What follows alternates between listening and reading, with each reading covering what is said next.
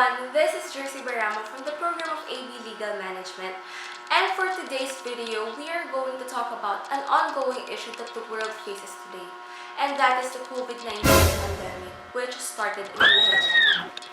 For the past month, we have been under the enhanced community quarantine, and people are observing their leaders as to whether these government leaders are effectively using the resources and funds that our country has to effectively meet the needs of the Filipino people, and as to whether there are any help to assess the need for equipment and other necessities that our frontliners needed from our government.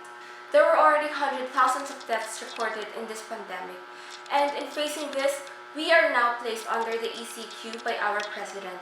But thousands of Filipinos are under the no work, no pay policy. Hence, they are now dependent on the help and assistance that our government would provide them.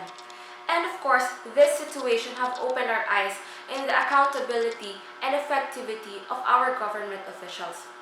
Since there is a huge population of marginalized family falling under the informal sector, they are now dependent on the help that the government will give. But was there any help given to them? Recently, the Bayanihan to Hilas 1 Act took effect, and it gave the President additional power to realign funds. The President gave the LGUs sufficient budget to allocate their expenses in buying and distributing the goods for their residents. However, there's still some allegations in some other cities that corruption still exists in their municipality with regards to the funds that were given to them by the national government. On the other hand, for the workers who currently have no job due to the lockdown, the DOLE announced that it would initiate a cash assistance program worth 2 billion pesos for both the formal and informal sectors who were greatly affected by this government-imposed quarantine. To help contain the spread of this virus, we have our very brave frontliners who offer their service in the midst of pandemic and sacrifice their health and safety for our country. But despite their sacrifices, there is still an ongoing issue whether these frontliners are receiving the treatment that they deserve.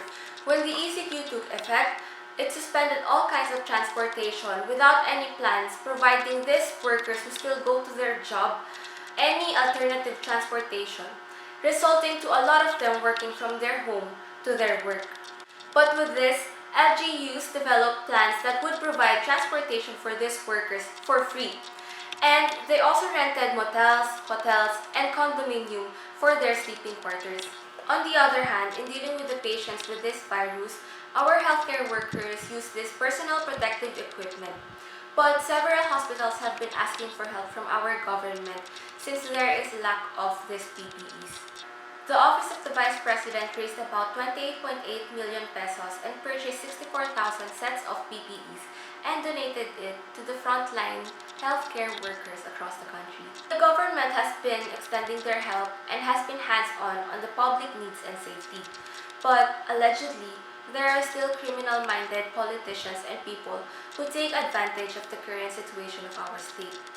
Many have been calling out these public officials and have been voicing out the needs of the marginalized families to be heard and to receive the help they needed.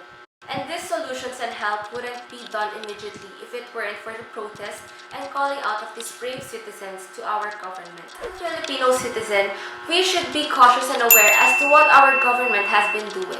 And we have the power to dictate to them what the people needed and wanted, for this is an inherent power that the Constitution given to us.